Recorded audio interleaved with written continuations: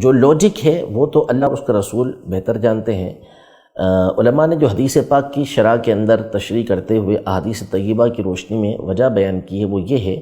کہ حدیث پاک کے مطابق روزے جو ہوتے ہیں آدمی کے، یہ زمین و آسمان کے درمیان معلق ہوتے ہیں، لٹکے ہوئے ہوتے ہیں، جب تک کہ بندہ صدقہ فطر ادا نہ کر دے۔ جب وہ صدقہ فطر ادا کرتا ہے تو پھر یہ مقبول ہوتے ہیں۔ تو چونکہ اللہ پاک نے اسے مقرر کیا ہوا ہے صدقہ فطر کو، تو اس لیے روزوں کی قبولیت کے لیے بھی یہ صدقہ فطر ہے۔ یوں ہی روزے کے اندر جو کمی کوتاہی واقع ہوئی ہے، اس کمی اور کوتاہی کو دور کرنے کے لیے بھی صدقہ فطر کو مقرر کیا گیا ہے۔ اسی طرح تیسری وجہ علماء نے یہ بیان کی کہ صدقہ فطر جب ہم دیں گے تو چونکہ غرباء کو دیا جاتا ہے، مساکین کو دیا جاتا ہے، ایسے افراد کو دیا جاتا ہے کہ جو وسعت نہیں رکھتے، تو اس کے ذریعے سے وہ اپنی عید کی حاجتوں کو پورا کر سکیں گے، کھانے پینے کا انتظام کر سکیں گے۔ اسی لیے اب دیکھیں پچھلے زمانے کے اندر جو ہوتا تھا وہ یہ ہوتا تھا کہ باقاعدہ گندم دی جاتی تھی، گیہوں دیے جاتے تھے، جو شریف دی جاتی تھی، کھجور دی جاتی تھی، کشمش دی جاتی تھی، اور یہ باقاعدہ اس زمانے کے اندر کھانے ہوتے تھے جسے استعمال کیا جاتا تھا اور کھانے کے طور پہ استعمال کرتے تھے۔ لیکن ظاہر ہے کہ زمانہ تبدیل ہوتا گیا، لوگوں کی حاجتیں تبدیل ہوتی گئی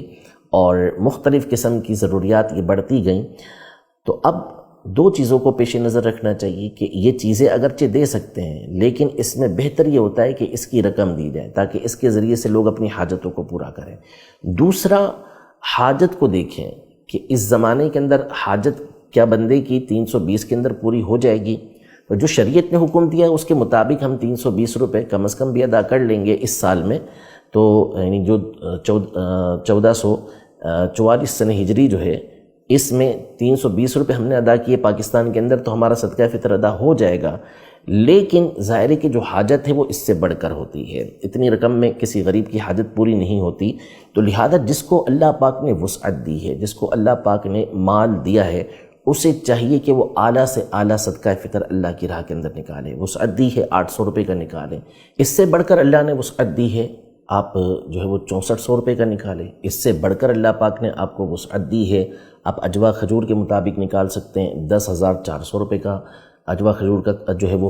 صدقہ فطر بنتا ہے، وہ آپ ادا کیجئے تاکہ حاجتیں پوری ہو سکیں۔ تو انشاءاللہ تبارک و تعالیٰ اس سے حاجتیں پوری ہوں گی، ہمارے روزے کے اندر جو کمی واقع ہوئی ہوگی وہ بھی دور ہوگی، اور روزے ہمارے اللہ کی بارگاہ میں مقبول ہوں گے۔